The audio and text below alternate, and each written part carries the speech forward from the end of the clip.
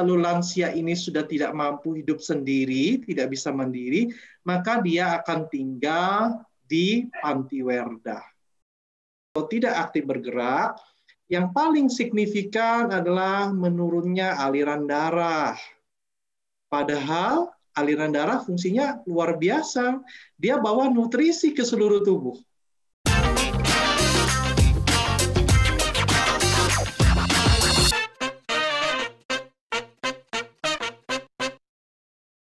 Halo semuanya, balik lagi di Medika, Media Informasi dan Edukasi. Bersama saya Valen sebagai host di hari ini. Sebelumnya, tentu saja di sini Valen tidak sendirian karena hari ini kita akan ditemani oleh Dr. Yudi sebagai narasumber kita yang luar biasa pada hari ini. Halo Dr. Yudi, bagaimana kabarnya? Halo Valen, kabar saya baik sekali. Oke, baik sekali. Oke, sebelum lebih jauh lagi nih, sesuai dengan judul kita pada hari ini, jadi kita akan membahas mengenai topik sedentary lifestyle in elderly, atau bisa kita katakan dengan gaya hidup yang menetap pada lansia. Selanjutnya, sebelum kita masuk nih ke bagian yang ditunggu-tunggu, yang mungkin juga Dr. Yudi udah nunggu-nunggu, kita kenalan dulu yuk sama Dr. Yudi secara lebih dekat lagi dengan membaca CV yang ada. Berikut saya akan bacakan CV dari beliau. Identitas diri, Dr. Yudi Kuari Sincihu, Magister Kesehatan, Fellow of Indonesian Society of Public Health, Fellow of Indonesian Society of Community of Medicine. Pekerjaan saat ini, dosen di Fakultas Kedokteran Universitas Katolik Widya Mandala Surabaya, dokter penanggung jawab di klinik perusahaan PT Pembangkit Jawa Bali Services, dan dokter perusahaan di Poliklinik PT Dok dan Perkapalan Surabaya atau PT DPS. Pendidikan formal, S1 Kedokteran Universitas Wijaya Kusuma Surabaya tahun 2002 sampai 2007, Profesi Dokter Universitas Wijaya Kusuma Surabaya tahun 2007 sampai 2009. Hiperkes Balai K3 Yogyakarta tahun 2010. Akupuntur Lembaga Pendidikan Akupuntur Surabaya pada tahun 2010 sampai dengan 2011. S2 Administrasi dan Kebijakan Kesehatan Universitas Airlangga tahun 2010 sampai 2012. S3 Kesehatan Masyarakat Universitas Airlangga Surabaya tahun 2019 sampai dengan sekarang. Wow, luar biasa sekali tadi itu CV dari beliau yang sudah kita baca. Ya, pekerjaan beliau dan juga pendidikan sangat luar biasa. Oke. Kalau tadi kita sudah kenal nih sama narasumber kita hari ini. Sebelumnya nih, mau tanya dulu, Dr. Yudi, apakah sudah siap untuk pembahasan kita hari ini? Siap, Valen. Saya akan berikan semangat dan berikan yang terbaik buat lansia. Waduh, mantap sekali. Oke. Bagus, langsung saja ya. Kita ke pertanyaan yang pertama nih, dokter. Silakan. Jadi untuk Dr. Yudi sendiri, kira-kira sebelum kita masuk nih ke sedentary lifestyle, sebenarnya seseorang itu disebut lansia itu sudah kira-kira memasuki usia berapa? Atau sudah menjadi seperti apa? Atau mungkin secara singkatnya, kapan sih kita bisa katakan orang itu dikatakan bahwa dia itu sudah lansia atau lanjut usia, seperti itu? Tidak ada, Valen, orang yang mau dikatakan lansia. Valen nanti kalau sudah lanjut usia mau dikatakan lansia. Tidak mau. Walaupun sudah oma, opa, usia boleh bertambah, tapi semangat masih 17 tahun. Waduh, luar biasa, betul. Kita punya undang-undang, ya, undang-undang tentang kesejahteraan lanjut usia. Di dalam sana dituliskan kalau seseorang memasuki usia 60 tahun, maka dia dikatakan sebagai lansia. Tapi artinya sebuah angka. Ya. Kalau kita lihat angka, maka itu disebut sebagai usia kronologis, yaitu mulai dari dia lahir sampai tahun sekarang. Berapa angkanya? Nah, itu hanya berupa numerik. Tetapi ada makna lain ketika seseorang memasuki masa lansia. Ada yang disebut sebagai biological age. Pernah nggak lihat kalau seseorang yang usianya sama-sama 40 tahun, si A sama si B. Yang si A Iya. itu jauh lebih muda kelihatannya, tampaknya daripada si B. Nah, itu yang disebut sebagai usia biologis. Lihat selnya. Itu sangat ditentukan gaya hidupnya, lifestyle-nya. Tapi ada lagi Wow. usia secara psikologis. Nah, Valen pernah Oke. dengar nggak? Orang Gimana? yang sudah remaja, tapi dia masih sifatnya childish, kekanak-kanakan. Oh, iya, iya, iya, Ya. iya. Pernah, pernah, pernah. Nah, ya. Nah, itu Iya. dia walaupun sudah memasuki masa remaja, tapi dia masih seperti anak-anak. Itu yang dimaknai sebagai usia psikologis. Lansia juga begitu, ya. Seseorang ketika masuki usia tua, harusnya dia lebih wise, lebih bijaksana. Betul, Tapi betul. pernah nggak kita lihat di sosial media, ada oma, opa yang malah jadi anak-anak kembali. Ya, nah Betul itu sekali. Saya itu. setuju. Tapi ada satu lagi, ya, Ada namanya lagi. usia sosial. Usia Oke. sosial itu sederhananya begini, ya, umur secara sosial. Dia sudah usia 60 tahun plus, begitu ya. Tapi dia Oke. secara psikologis merasanya sudahlah saya sudah tua, jadi saya pakai baju biasa aja, ya. Mengikuti tren orang tua. Tapi pernah nggak Valen lihat orang tua, tapi dia masih tampil modis? Pernah ya? Pernah banget. Biasa di mall-mall. Ada yang bawa mobil lagi sampean. Waduh, Betul kece sekali. banget. Nah Iya. itu secara usia sosial dia masih muda, belum dikatakan lansia. Jadi Oke. saya mau bilang, apalah artinya sebuah angka? Yang penting semangatnya. Oke, betul-betul. Waduh. Apa arti sebuah angka? Oke, betul. Ya itu ya berarti ya. Jadi memang terkadang ada usia yang sudah dewasa, tapi sikapnya masih childish, ya. Memang begitu banyak macam. Oke, langsung nih, lanjut nih, dokter, ke pertanyaan selanjutnya.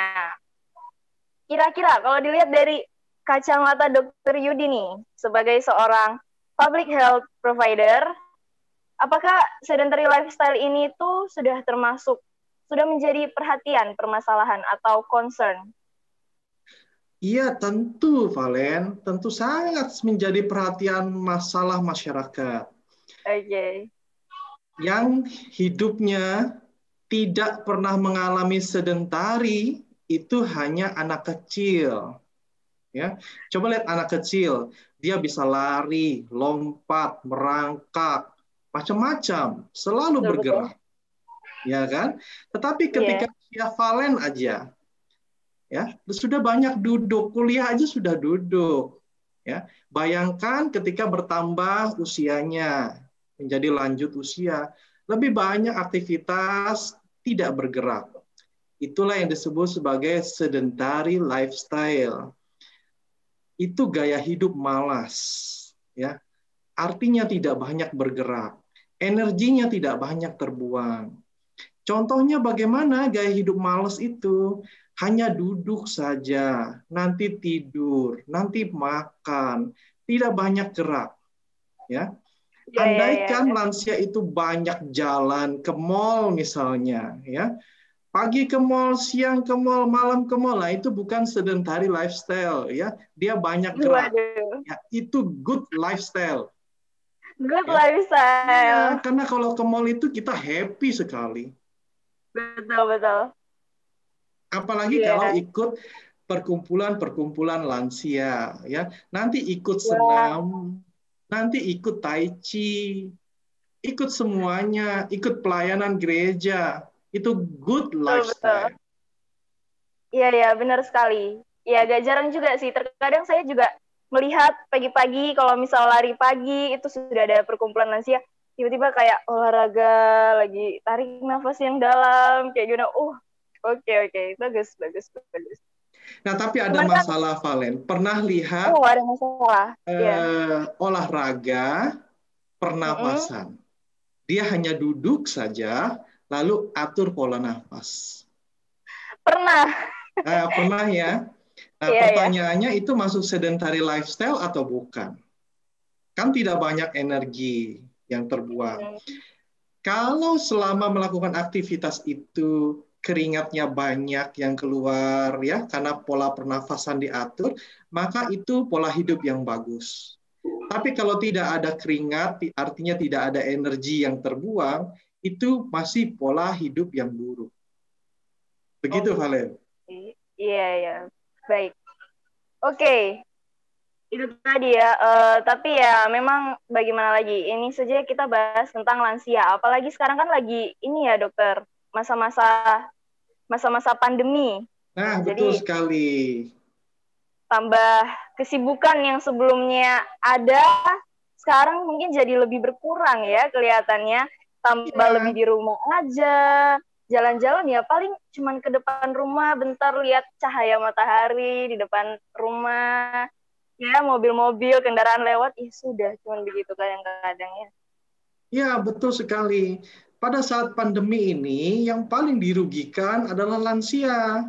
Ya, karena mereka nggak boleh kemana-mana, ikut acara aja tidak boleh, ya, Betul, karena betul mereka sekali. termasuk kelompok orang yang rentan. Kalau terkena Ya. COVID, resiko kematiannya tinggi.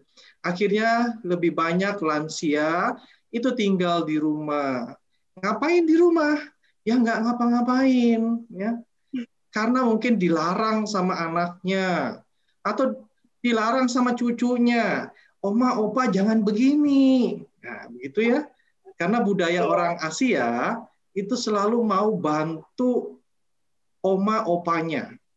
Mindsetnya ya, terutama cucu dan anak, oma opa itu harus dihormati, dilayani. Ini mindsetnya. Sebenarnya mindset ini kurang begitu tepat. Kalau oma opa itu lebih mandiri, melakukan segala sesuatu mandiri, itu adalah good lifestyle. Tapi kalau segala sesuatu itu dilayani, itu bad lifestyle. Iya, ya, betul. Saya setuju sekali. Ya, memang memang ya saya sendiri mengalami ya. Contohnya ya seperti opa saya itu memang selalu diurus, dirawat sama mama papa saya. Jadi kalau misalnya mau bergerak itu kadang ya cuman jalan-jalan ke depan rumah, lihat kendaraan, matahari, udah terus balik lagi. Kayak gitu Ya, kegiatannya. nanti kalau pergi jauh dikit, dibilang, sudahlah mama, papa, atau oma, opa, istirahat, jangan terlalu banyak bergerak. Ini saran Iya, yang salah, iya kan? betul betul. Ya, apalagi kan biasanya orang tua mungkin kadang apa ya bahasanya sudah pikun atau bagaimana. Jadi kita sendiri juga cemas kalau misalnya membiarkan untuk pergi ke sana ke sini, jadinya wah jangan jangan ini berbahaya ini kelihatannya. Jadi mending di rumah aja deh kayak gitu kan. Padahal ya Valen, kita Hah? punya harapan lansia itu smart. Ya, lansia smart. Apa itu smart? Yang pertama sehat, kedua Oke. aktif, ketiga mandiri, terakhir produktif. Kalau disingkat namanya smart. Lansia yang smart, ya. Waduh luar biasa nih singkatannya, keren banget saya suka. Oke, lanjut ya ke pertanyaan selanjutnya. Nah, pertanyaan selanjutnya nih. Ada tidak pengaruh lansia yang tinggal sendiri dengan yang tinggal bersama keluarga terhadap sedentary lifestyle? Jadi kan kita tahu ya ada yang lansia itu tinggal bersama anak-anaknya, cucu-cucunya, tapi terkadang tak jarang juga ya dokter, saya melihat ada yang anak-anaknya kalau sudah married itu wah langsung mencar sendiri, ini orang tuanya ditinggal gitu kan. Kira-kira itu bagaimana dokter? Ini kembali kita budaya orang Asia, ya, budaya Iya. orang Asia. Biasanya paling lekat sama kultur Chinese, bahwa orang Oh, tua itu adalah tanggung jawab anaknya. Iya kan?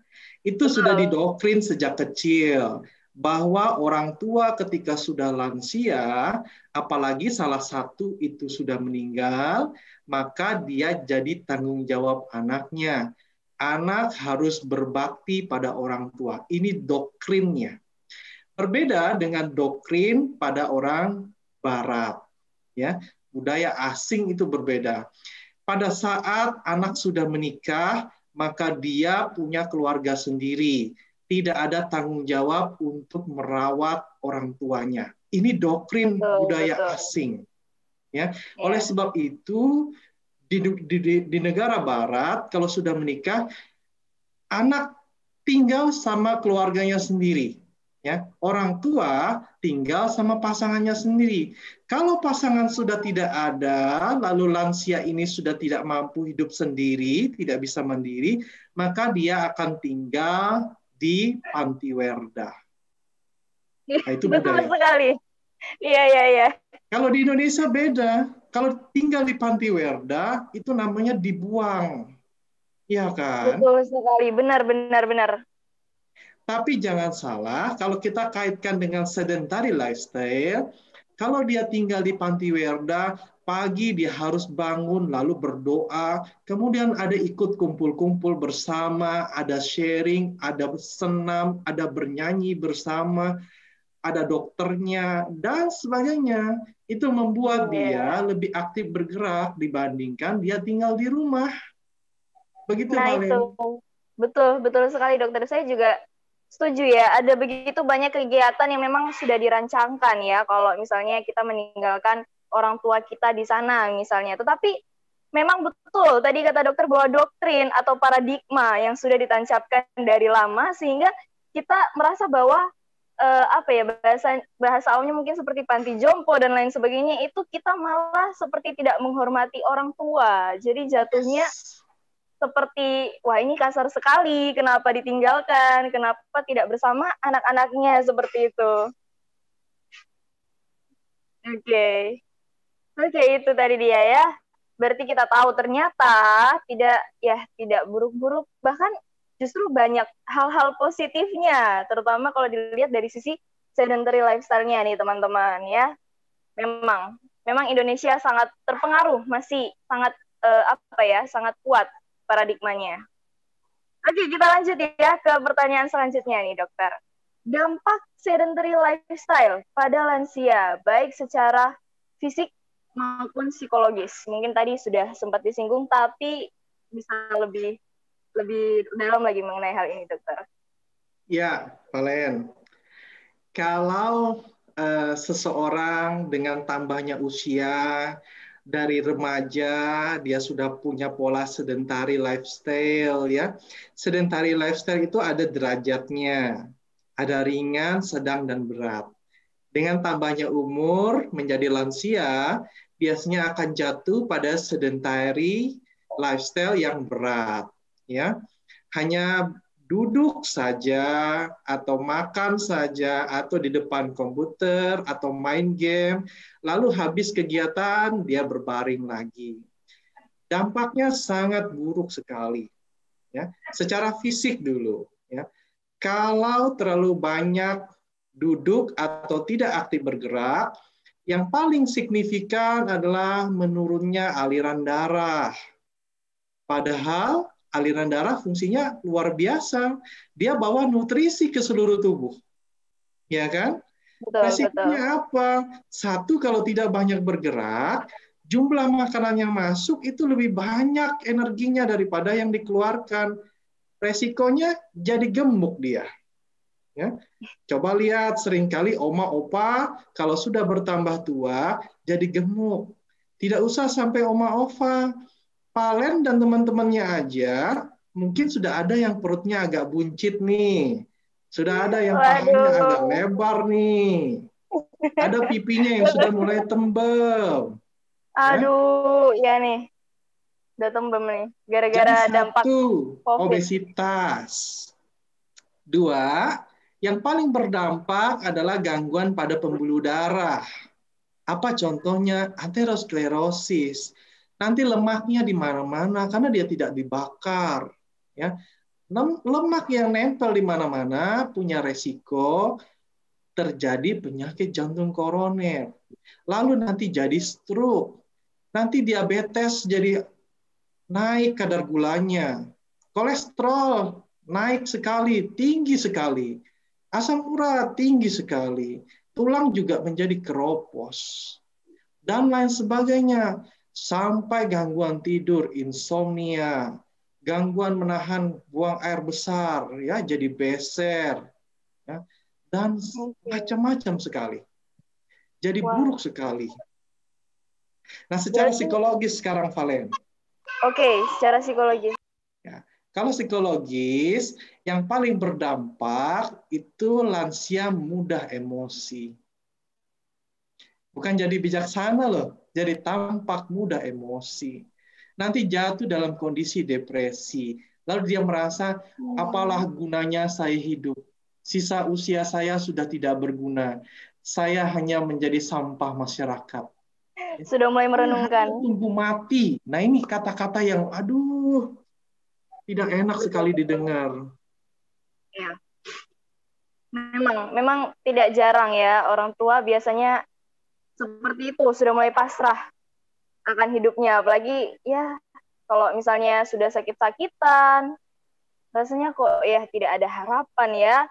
Ya, tapi juga sama seperti tadi yang dokter katakan, bahkan kita sendiri yang anak muda, dampak dari pandemi ini sendiri sudah membuat kita secara tidak langsung ini sudah termasuk sedentary lifestyle. Kita hanya duduk di depan komputer, setelah kelas merasa kecapaian, kemudian langsung istirahat. Jadi memang sangat jarang ada dilakukan kegiatan-kegiatan berjalan atau semacamnya. Yang ternyata ini memiliki dampak yang tadi sangat luar biasa banyak ya, penyakit-penyakit yang diakibatkan. Oke. Baik, itu tadi ya dampak-dampaknya. Ternyata penyakitnya ada banyak. Ada jantung koroner, tulang kropos, dan lain sebagainya. Yang kita lihat, oh kayaknya ini biasa saja. Tapi ternyata sangat serius untuk penyakitnya sendiri. Wow, oke. Kita lanjut nih dokter ke pertanyaan yang selanjutnya. Cara menanggulangi...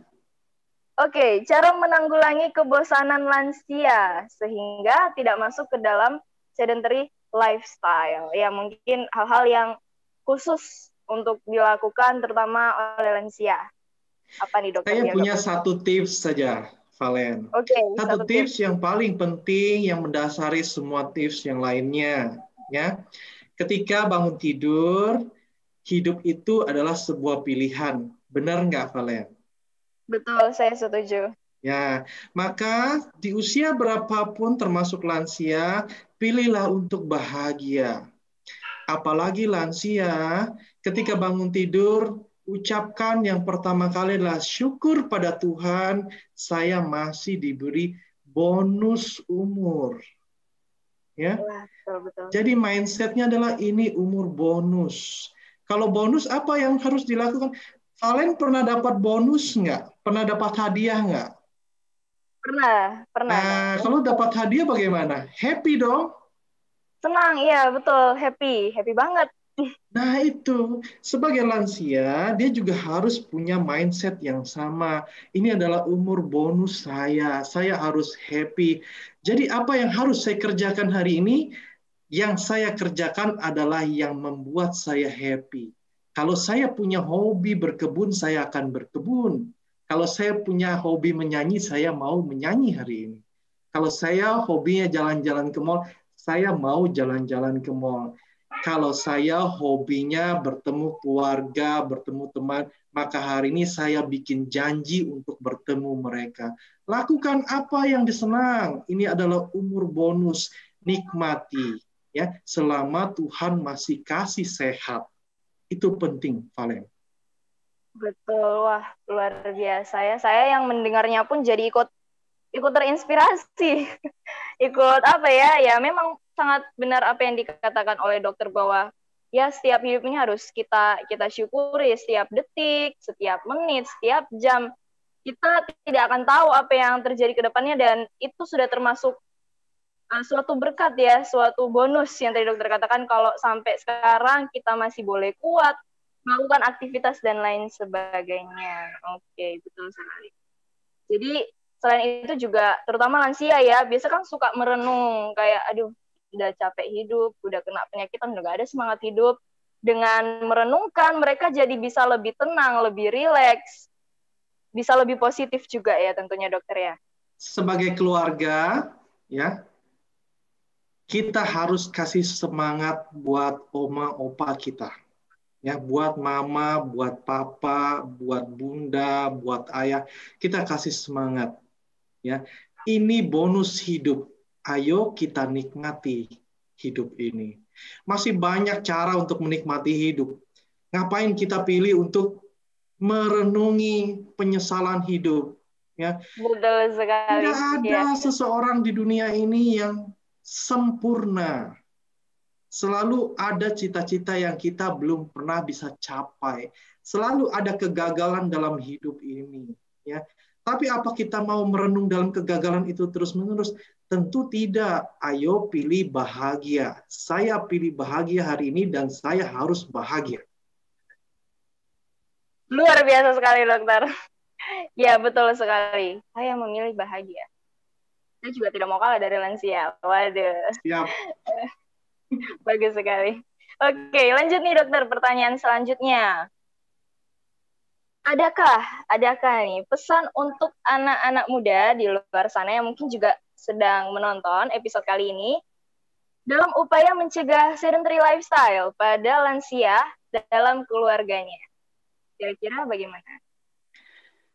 Kalau untuk anak muda, ya, coba lakukan lebih banyak aktivitas di luar rumah.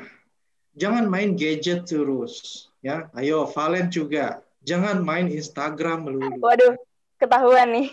Saya juga punya Instagram, ya. Tapi kadang-kala kita perlu taruh HP-nya. Oke, cukup hari ini saya selesai main HP. Oke, cukup saya hari ini selesai di depan laptop. Saya mau lakukan kegiatan di luar rumah, ya. Nah, kalau lakukan kegiatan di luar rumah, pasti bergerak, pasti berjalan dan lain sebagainya, ya, mungkin olahraga, mungkin mengunjungi orang lain, ya, saudara dan sebagainya. Nah, kalau begitu ajaklah oma, opa, mama, papa, ayah, ibu, ajak ayo bersama-sama. Sekaligus merekatkan hubungan keluarga. Saya sering sekali kalau duduk di mall, ya, terutama makan, lihat satu keluarga ketika makan semuanya main HP, ya, hidup di dalam dunianya sendiri-sendiri, ya. Sedentary lifestyle itu salah satunya begitu, hidup di dalam dunianya masing-masing. Ayo kita bersama-sama. Zaman dulu, ya, sedentary lifestyle itu tidak begitu populer, tetapi berbeda dengan zaman modern sekarang, ya. Sekarang ini kita door to door, ya, masuk keluar pintu kamar, masuk pintu mobil, keluar pintu mobil, masuk pintu kamar. Nah, itu door to door. Itu gaya hidup yang sedentary lifestyle sekali. Wah, ya betul-betul. Apalagi dengan kemajuan teknologi, ya, tadi dokter benar sekali, ya. Saya yakin juga bukan hanya saya, tetapi banyak anak-anak generasi muda yang pasti sudah ketagihan yang namanya main media sosial itu. Waduh, memang tidak bisa dipungkiri, ya, seperti kalau ingin melepas HP saja, menjauhkan dari media sosial, itu ada pressure, tekanan tersendiri, dokter, terkadang. Jadi kalau misalnya diajak nih untuk bepergian bersama atau mungkin ayo kita jogging lari pagi bersama, itu terkadang saya yakin dan percaya pasti ada anak-anak muda yang lebih memilih untuk di rumah tiduran dan bermain HP, scroll Instagram, media sosial lainnya juga, kan sekarang teknologi semakin berkembang nih dokter, ya. Ya, itu kenapa kira-kira begitu, Valen? Karena dunianya sendiri itu lebih menyenangkan daripada dunia bersama orang lain. Itu yang salah. Betul, ya. Oke. Harusnya dunia bersama itu jauh lebih menyenangkan daripada dunianya sendiri. Ya. Betul. Iya. Memang ya lebih menyenangkan apabila bersama-sama. Tapi memang sekarang tidak hanya dokter, tetapi tak jarang juga saya sendiri memperhatikan di mall, di tempat-tempat lain. Ada beberapa keluarga, apalagi yang orang tuanya masih bisa dibilang masih muda, yang masih bisa menggunakan elektronik dengan baik juga, ya, tidak kalah dengan anak-anaknya. Anak-anaknya main, orang tuanya juga main. YouTube, WA, apalagi WA, kan. Biasa, ya, orang tua saya sendiri tiap pagi share WA, waduh, ini luar biasa aktif media sosialnya.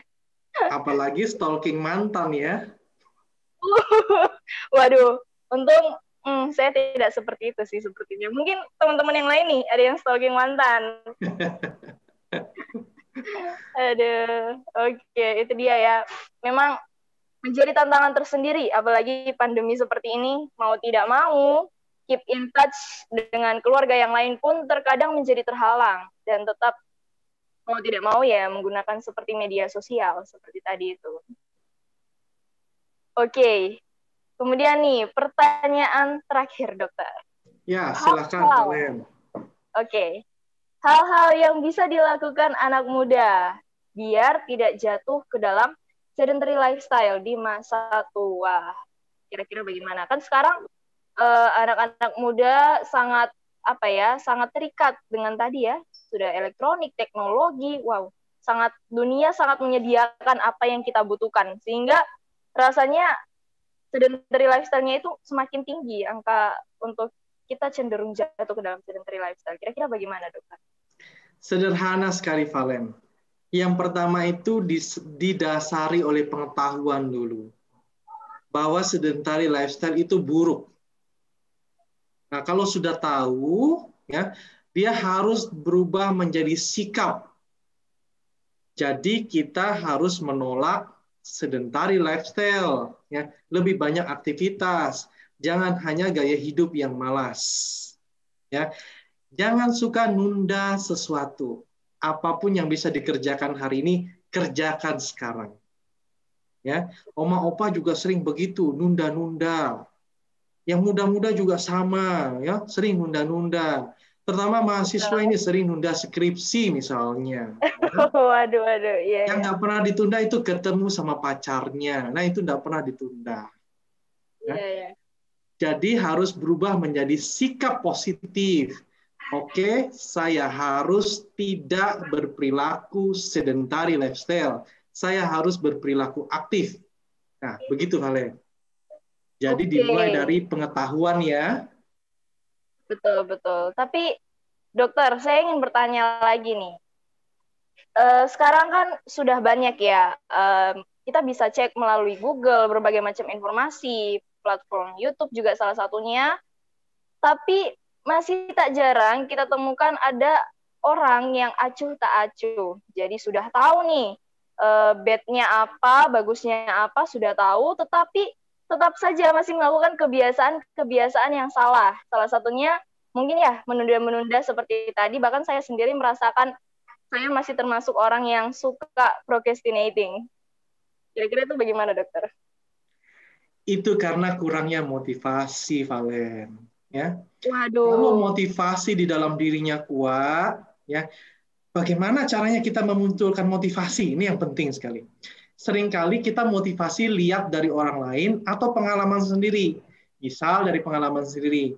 Oh, gara-gara saya menunda sesuatu, maka hal ini terjadi, hal buruk ini terjadi. Baik, besok saya tidak mau lagi tunda sesuatu itu. Nah, itu motivasi. Nah, yang sering menunda-nunda atau sudah tahu, tapi masih jatuh dalam kondisi sedentary lifestyle, itu dia tidak punya motivasi yang kuat. Ya. Tinggal bagaimana caranya kita membuat motivasi yang kuat.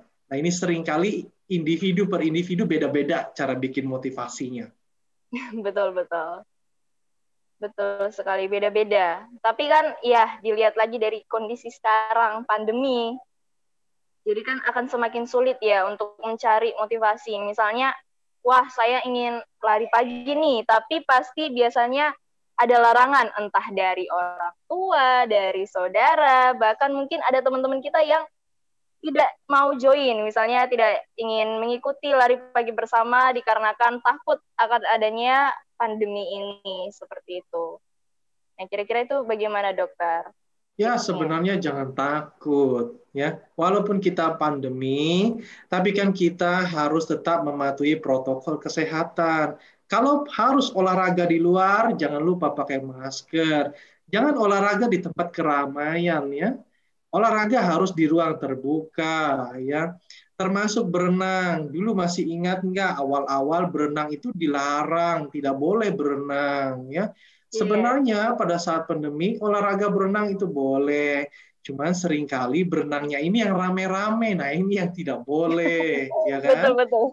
Kalau satu kolam renang sendirian aja ya boleh lah. Ya kan tidak ada siapa-siapa. Ya.